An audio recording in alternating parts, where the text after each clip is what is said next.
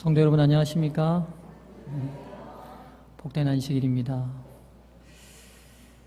제가 오늘 말씀을 전하기 전에 우리 7월 한 달 동안에 저희 교회가 함께 합심해서 좀 주목해야 될 사역에 대해서 좀 제가 설명을 드리고 시작하도록 하겠습니다. 프랭카드에 아마 들어오시는 입구에 다 보셨는데 7월 한 달을 목회부가 이런 방향을 설정했습니다.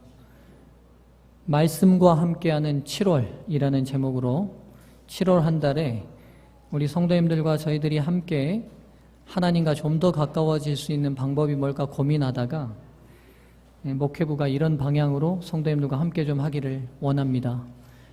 첫 번째는 엠마오 학당이라는 이름으로 성경 집중 연구를 4주 동안 진행하겠습니다.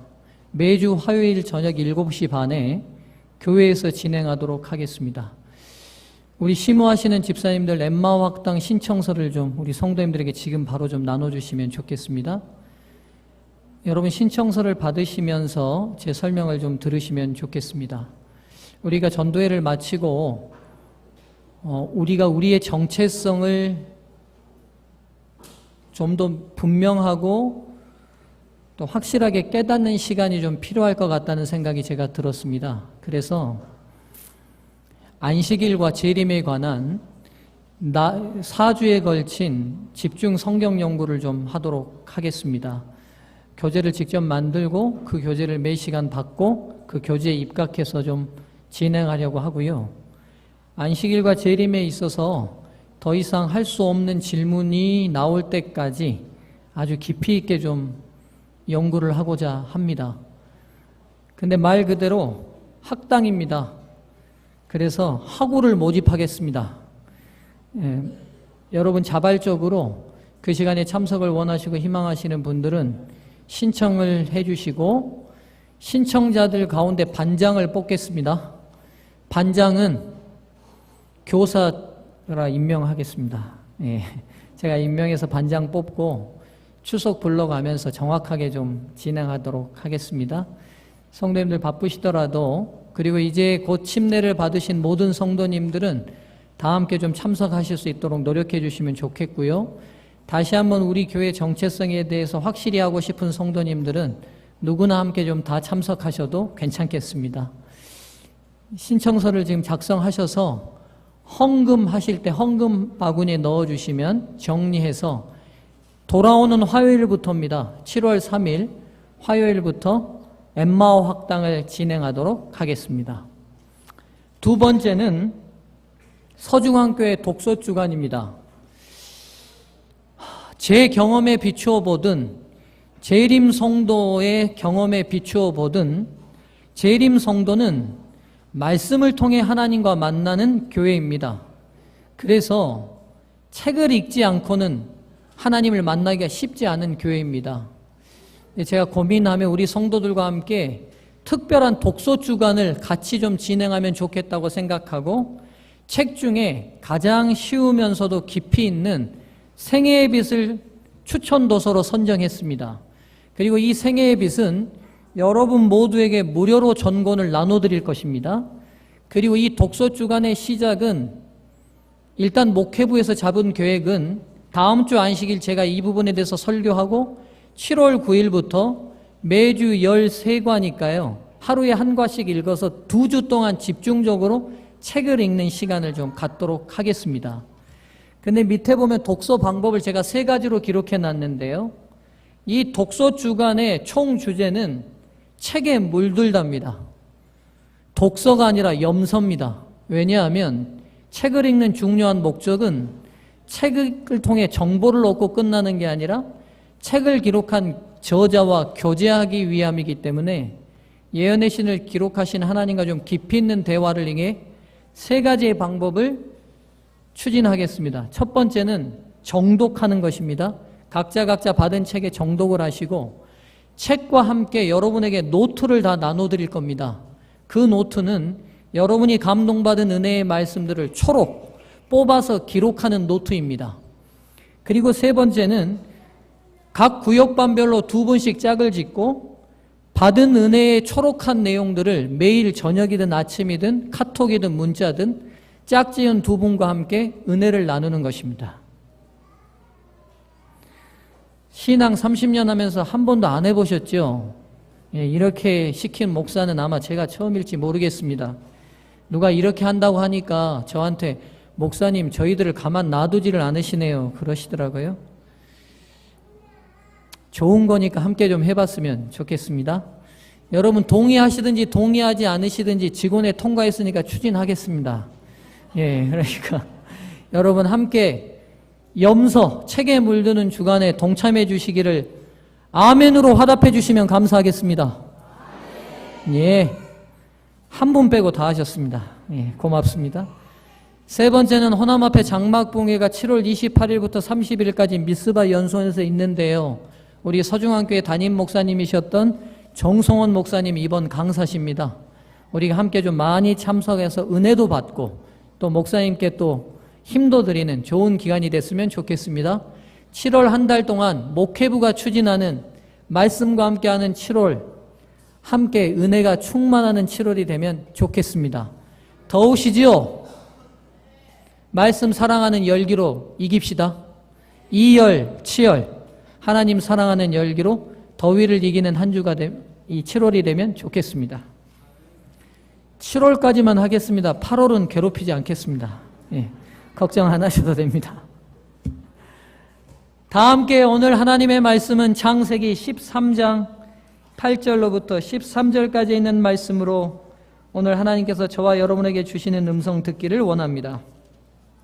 창세기 13장 8절부터 13절까지 있는 말씀입니다.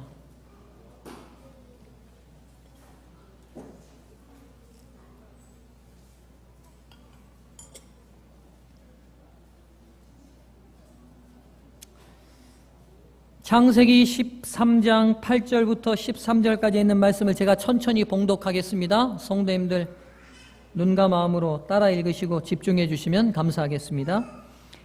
아브람이 롯에게 이르되 우리는 한 고륙이라 나나 너나 내 목자나 내 목자나 서로 다투게 말자. 내 앞에 온 땅이 있지 아니하냐. 나를 떠나라.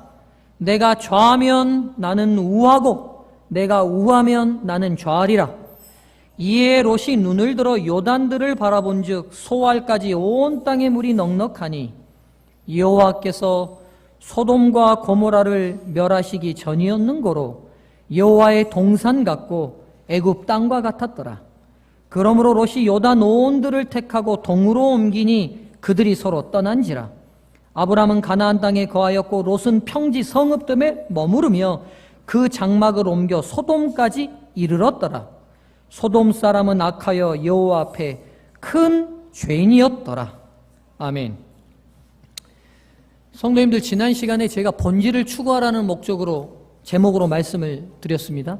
오늘은 본질을 선택하라는 제목으로 본질 시리즈를 몇 주 동안 진행하겠습니다. 오늘 본문의 말씀을 보면 본질을 선택했다가 점차적으로 그 본질을 잃어가는 롯의 삶의 모습을 보게 됩니다. 여러분 롯은 알다시피 믿음의 조상 아브라함과 함께 가나안을 나온 믿음의 조상의 이름에 올릴 수 있는 선택을 했던 분입니다. 그런데 우리가 알다시피 그 결론은 어떻게 났죠?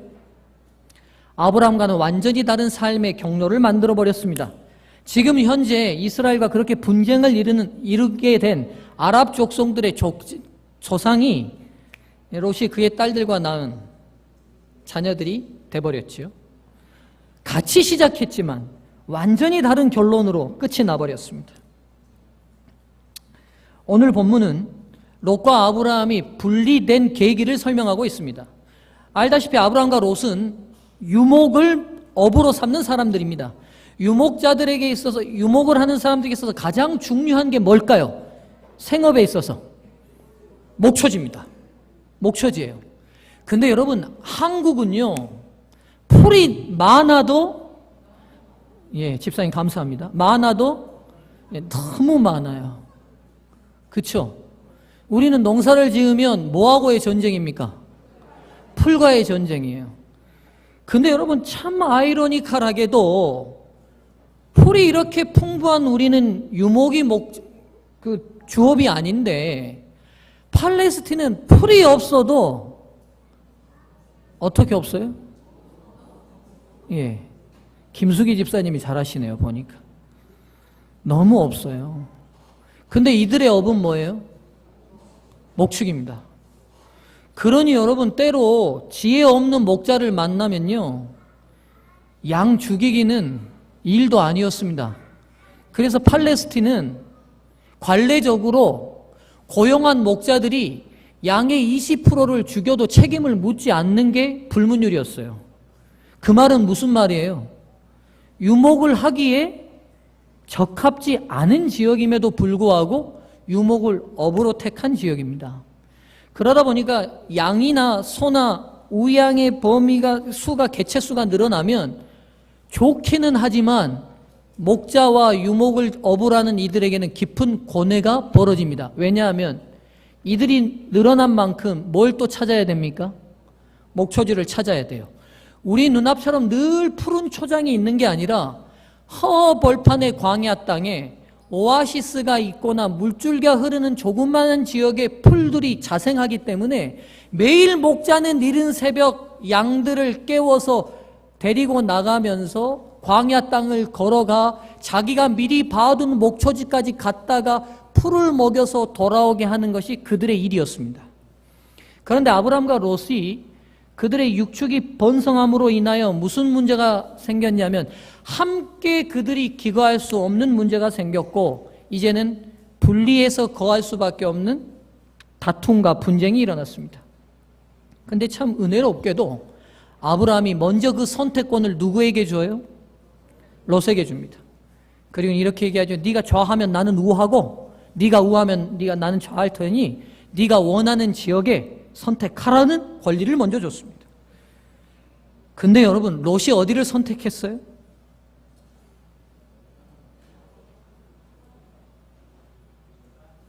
풀 많은데요, 없는데요?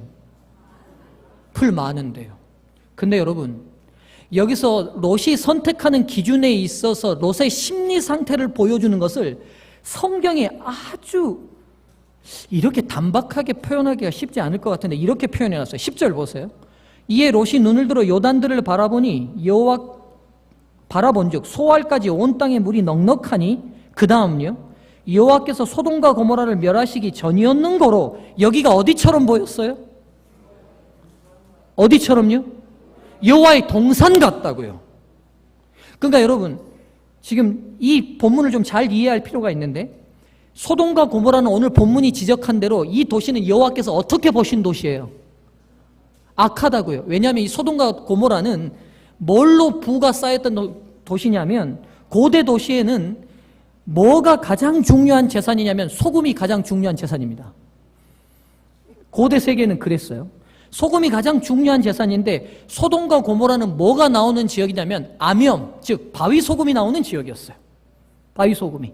그래서 고대부터 이 소금과 고모라는 이 소금 무역을 통하여 부를 쌓았던 곳입니다. 부가 번성하고 무역이 번성하다 보니까 도덕적이고 윤리적인 타락도 굉장히 깊이 빠졌던 곳이어서 영어 단어의 소도마이트라는 단어가 무슨 뜻이죠? 우리 외국인이 우리 로크 형제가 있는데 동성연애하다는 단어입니다. 근데 그 소도마이트라는 단어가 어디서 왔을 것 같아요? 소돔에서 왔습니다. 그러니까 한 단어에 영향을 미칠 만큼 이 지역이 윤리적으로, 도덕적으로, 성적으로 어떻게 한 지역이에요? 깊이 타락한 지역이에요. 근데 이 소돔이, 이 고모라가 롯의 눈에는 뭐처럼 보였다고요? 여호와의 동산같이 보였다고요. 그 풍요로움과 물질적인 혜택이 여호와의 동산 같을지 모르지만 여러분 생각해 보십시오. 그 악한 도시가 어떻게 여호와의 동산 같을 수 있겠습니까? 그런데 누구의 눈에는요? 롯의 눈에는 소돔같이 보였다는 것은 뭘 의미하냐면 진리신 하나님 말씀을 선택하여 가나안 땅으로 왔던 롯의 선택의 기준이었던 그 본질이 흔들리고 있다는 사실을 이 본문이 아주 미묘하게 우리들에게 보여주고 있어요. 느껴지십니까? 근데 여러분, 롯이 이 소돔과 고모라를 바로 들어갔다고 성경은 표현하고 있지 않아요. 12절 보시죠. 아브람은 가나안 땅에 거하였고 롯은 평지 성읍 뜸에 머무르며 그 장막을 옮겨 소돔까지 이르렀더라. 그러니까 아브라함과 초를 분리될 때 롯이 어떻게 선택했냐면 소돔과 고모라가 있는 도성 방향에 풀이 많고 물이 풍부하니까 그쪽을 선택은 했지만 롯의 삶의 기준으로 볼 때 소돔과 고모라로 바로 들어가는 것은 옳은 것 같아요? 나쁜 것 같아요? 롯이 믿음이 있는 사람이에요? 믿음 있는 사람이에요? 신앙 있는 사람이에요? 있는 사람이에요. 여호와를 믿고 신뢰하는 백성이었어요? 맞아요. 그런 백성이었어요. 그 백성의 기준으로 볼 때 소돔으로 바로 들어가는 것은 옳지 않다고 그도 생각했던 것 같아요. 그러니까 방향은 소돔과 고모라로 잡았지만 처음에 장막을 쳤던 것은 바로 소돔과 고모라였어요? 아니면 소돔과 고모라 쪽 가까이 풀 많은 곳이었어요? 가까이 풀 많은 곳이었어요. 근데 문제는 시간이 지나면 지날수록 자기가 잡았던 방향 그대로 소돔과 고모라에 점점 가까워져서 어디로 쏙 들어가 버렸어요? 소돔과 고모라까지 들어가 버렸습니다.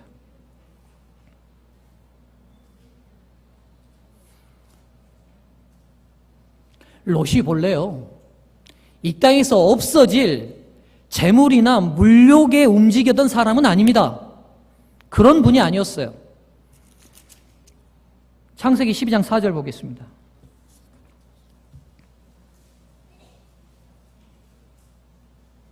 롯이 움직였던, 선택했던 그 기준이 뭔지를 이 성경절이 보여주고 있어요. 이에 아브라함이 여호와의 말씀을 쫓아갔고, 아브라함은 무슨 기준으로 선택했어요? 아브라함이 무슨 기준으로 선택했냐면 하나님의 진리신 말씀인 본질에 따라서 그 본질대로 선택해서 쫓아갔어요. 그 뒤에 연결돼서 롯도 어떻게 했다고요? 그와 함께 갔으며, 그러면 롯의 처음의 선택적 시작도 진리와 본질을 기준으로 선택했다는 걸 알게 돼요. 그러나 시간이 지나면서 그가 했던 이 선택이 그 선택했던 초창기의 본질을 잃어버리고 점점 다른 선택의 기준에 따라 움직이다가 끝내는 아브라함과는 완전히 다른 운명이 되어버렸어요. 여러분, 롯의 결론을 좀 보시죠. 우리가 다 압니다. 아내는 뭐가 됐어요? 왜 소금 기둥이 됐습니까?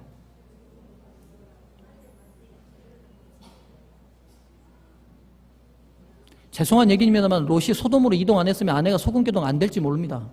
왜냐하면 남편의 본질적인 기준이 자꾸 흔들리다 보니까 누구도 흔들렸을까요?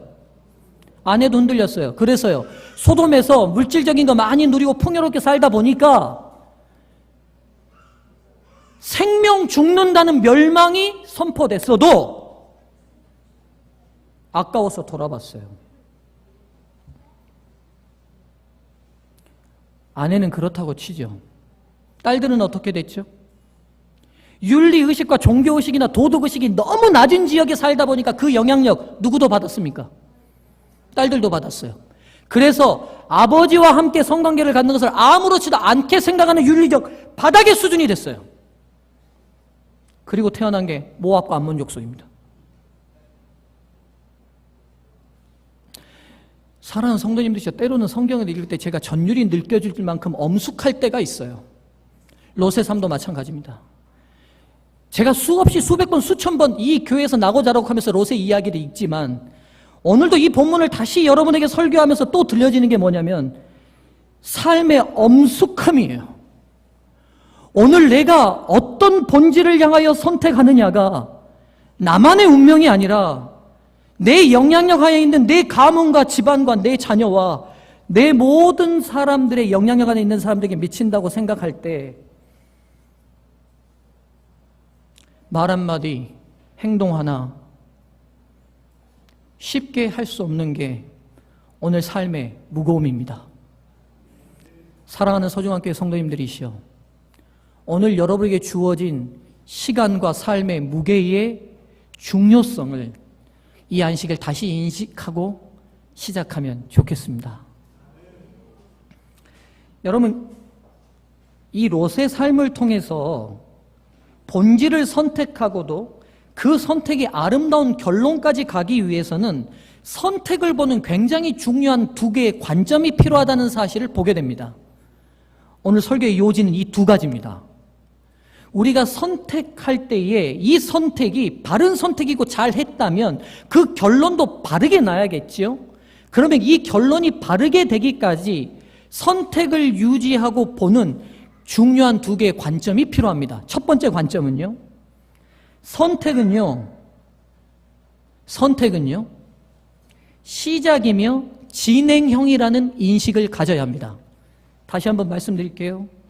선택은요, 시작이며 진행형이라는 인식을 가져야 합니다.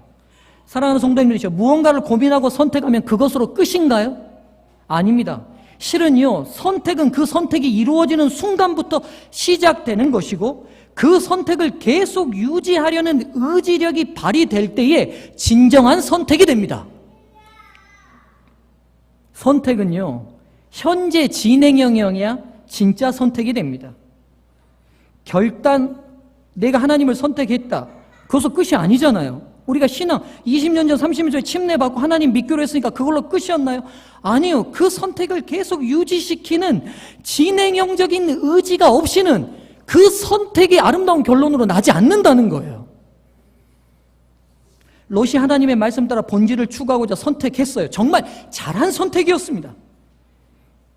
그런데요, 그 선택을 유지하기 위하여 계속적으로 다시 본질로, 다시 진리로 끊임없이 매 순간 매 삶에서 또다시 선택하는 의지적 결단이 없었다는 거죠.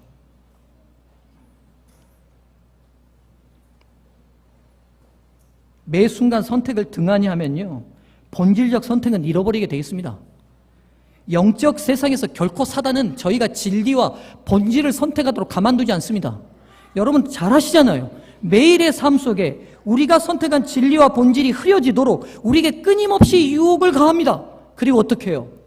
그 유혹대로 이동하며 요동하다가 끝내는 내가 본래 선택했던 그 선택은 다 잊어버린 채 엉뚱한 결론으로 가 있어요. 저렇게 반응을 멋지게 보여줍니다. 그래서 어린아이와 같지 않으면 하늘 못 가는 거예요. 하늘 못 가는 거예요. 그래서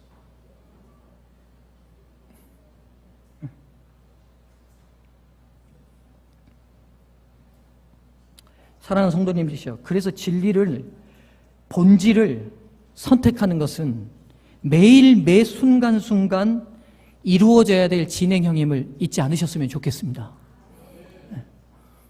결혼 유지하기 쉽습니까? 제 표정 보면 어떻습니까?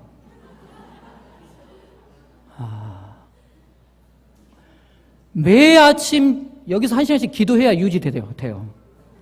제가 볼 때 여러분은 대단하신 분들이에요. 기도 안 하고도 유지하는 건. 진짜 대단하신 분들이에요.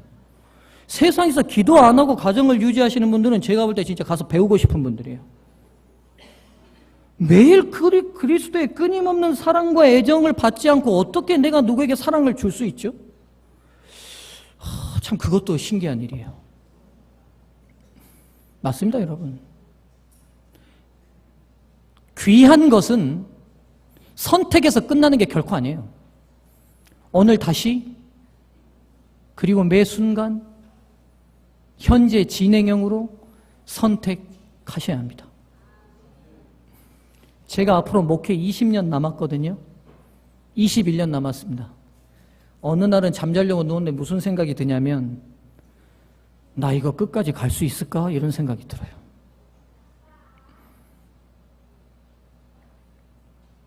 그리고 마음속으로 다시 선택합니다. 내 힘이 아니라 하나님의 힘으로.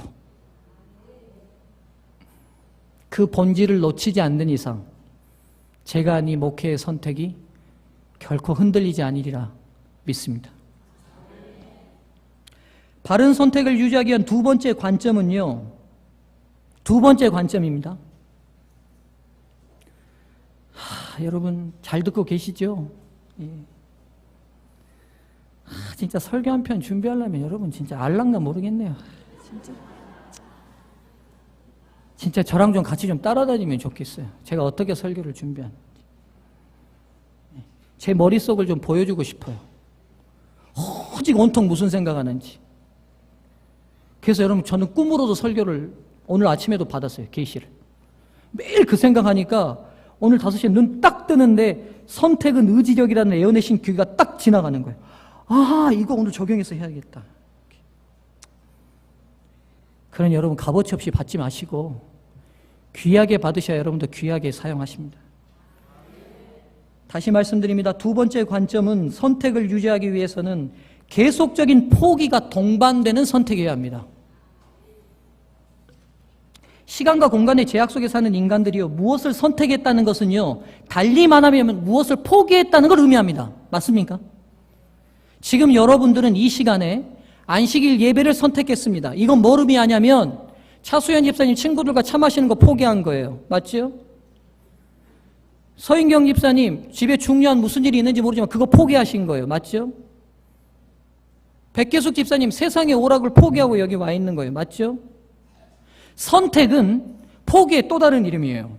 내가 뭔가를 선택했다는 것은 뭔가를 포기했다는 것과 같이 상통된 개념입니다. 우리가 선택의 힘에서 놓쳐버리는 관점이 이거예요. 포기를 확실히 하지 않기 때문에 선택의 힘 자체가 없어요.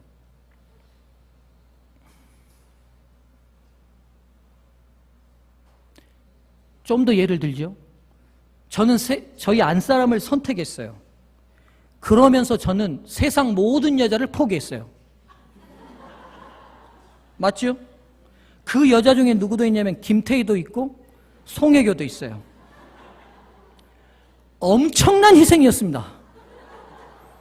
포기하기 쉽지 않았어요. 근데 그 엄청난 포기를 저는 선택했어요. 저만일까요? 저희 한 사람도 마찬가지죠. 저를 선택하면서 세상의 모든 남자를 포기했어요. 그 남자 중에 박보검이도 있고 정혜인이도 있어요. 저 사람도 엄청난 희생을 치른 거예요. 쉽지 않은 포기였어요. 그런데 포기하고 선택했어요. 여러분 이렇게 재밌게 설명하려고 제가 얼마나 머리 썼겠어요. 알긴 압니까 진짜? 어떻게 하면 쉽게 안 잊어버리게 매번 듣는 설교지만 새롭게 예. 그래서 여러분 선택의 중요한 관점은요 바로 포기를 명백하게 하는 것이 선택입니다. 선택은 포기의 또 다른 이름이며 선택했다는 것은 포기했다는 것을 의미합니다. 특별히 진리와 본질을 선택하려면요 포기 잘해야 됩니다. 왜 진리와 본질을 선택 못하느냐? 포기가 애매해요. 그게 언제나 위험성을 만듭니다. 여러분 진리와 본질을 추구하면서 많은 염려와 걱정이 생기는 이유 중에 가장 중요한 이유 중에 하나는요 바로 선택이 포기라는 사실을 실천하지 않기 때문입니다. 다 얻고 싶어요. 포기 없는 실천은 엄밀히 따지면 선택하지 않은 거고요 아름다운 열매가 절대 될 수 없어요. 그러니까 뭐가 많아지냐면 고민과 걱정이 많아져요. 왜요? 다 누리고 싶거든요. 다 갖고 싶거든요. 다 얻고 싶거든요. 누가 빠진 오류냐면 롯이 빠진 오류예요. 롯이 신앙 포기했어요? 믿음 포기했어요? 아닙니다. 그가 소돔과 고모라에 살아도 하나님을 섬기는 사람이었어요. 그래서 성문 어귀에서 천사들을 알아보고 맞이했던 사람이에요. 그런데도 모두 포기하기 싫은 거예요. 소돔과 고모라가 제공하는 사단이 제공하는 달콤한 세상적 풍요로움과 누림도 포기하고 싶지 않은 거예요.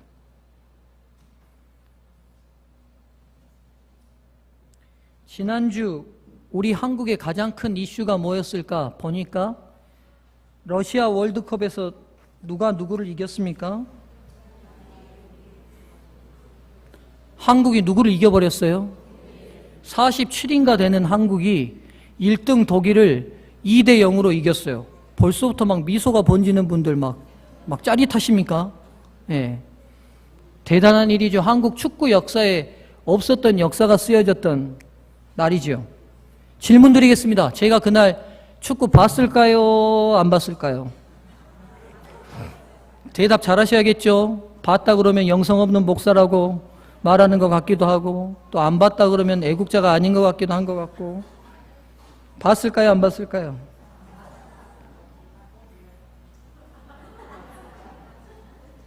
안 봤습니다. 안 봤어요. 그럼 제가 이렇게 말씀드리니까 우리 목사님은 참 애국자도 아닌가 보다. 뭐 도통 남산골 새님처럼 뭐 이것만 보는 사람인가 보다 이렇게 생각하시자고 싶지만 저 진짜 애국자입니다. 여러분 잘 모르시겠지만 제가 너무 애국자여가지고 현대사 근대사 읽으면서 눈물 흘린 적이 한두 번이 아니고 그 비분관계에 잠을 못 이루는 청소년 시절을 보낸 애국자입니다. 예, 우리 어머니가 학창시절에 유행했던 일제 코끼리 밥통 사주시니까 안 들고 다닌 사람입니다. 일제라고 제가 그뿐인지 아십니까? 웬만한 사람들 장난으로라도 한번 해봤던 화토장을 지금 44년 살면서 한 번도 안 만진 사람입니다. 애국하는 의미로. 예, 제가 그런 애국자입니다. 그런데 독이라고 하는 그 역사적 경기는 안 받습니다. 고민 안 하고 마음 편하게 잘 잤습니다. 왠지 아십니까? 그날 밤 11시에 했습니다. 몇 시에 끝나느냐면 그 연장전까지 갔으니까 1시나 끝났을 거예요. 저는 새벽 5시에 일어나면 교회 본당 올라서 여러분을 위해서 매일 기도해야 되는데 둘 중에 하나 포기해야 됩니다. 고민 안 되더라고요. 내가 축구 안 봐도 이길 거면 이길 거고 질 거면 질 건데 내가 기도 안 하면 안 됩니다.